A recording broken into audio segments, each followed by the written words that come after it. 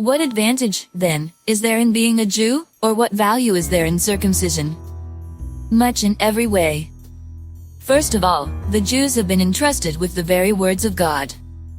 What if some were unfaithful? Will their unfaithfulness nullify God's faithfulness? Not at all.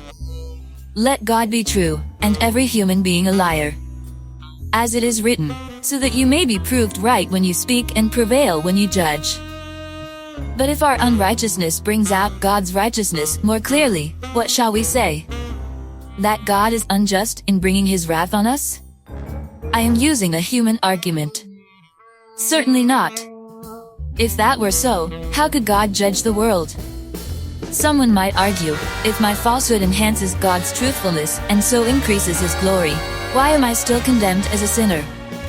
Why not say, as some slanderously claim that we say, let us do evil that good may result? Their condemnation is just. What shall we conclude then? Do we have any advantage? Not at all.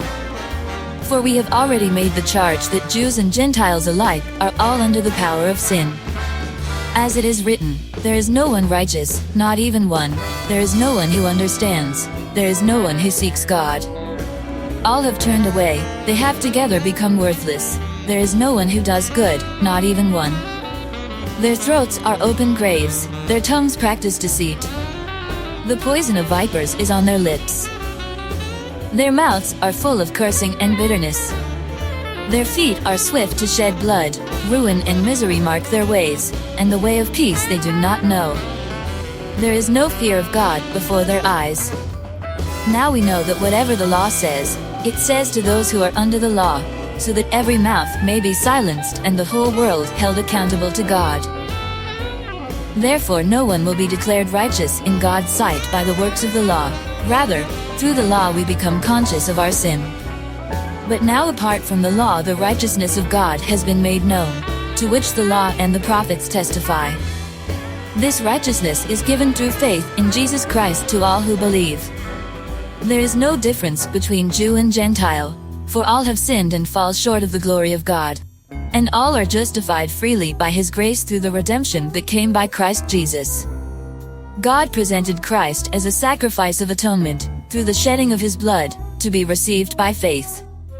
He did this to demonstrate his righteousness, because in his forbearance he had left the sins committed beforehand unpunished. He did it to demonstrate his righteousness at the present time, so as to be just in the one who justifies those who have faith in Jesus. Where then is boasting? It is excluded. Because of what law? The law that requires works? No, because of the law that requires faith, for we maintain that a person is justified by faith apart from the works of the law. Or is God the God of Jews only? Is he not the God of Gentiles too? Yes, of Gentiles too, since there is only one God who will justify the circumcised by faith, and the uncircumcised through that same faith. Do we then nullify the law by this faith? Not at all, rather we uphold the law.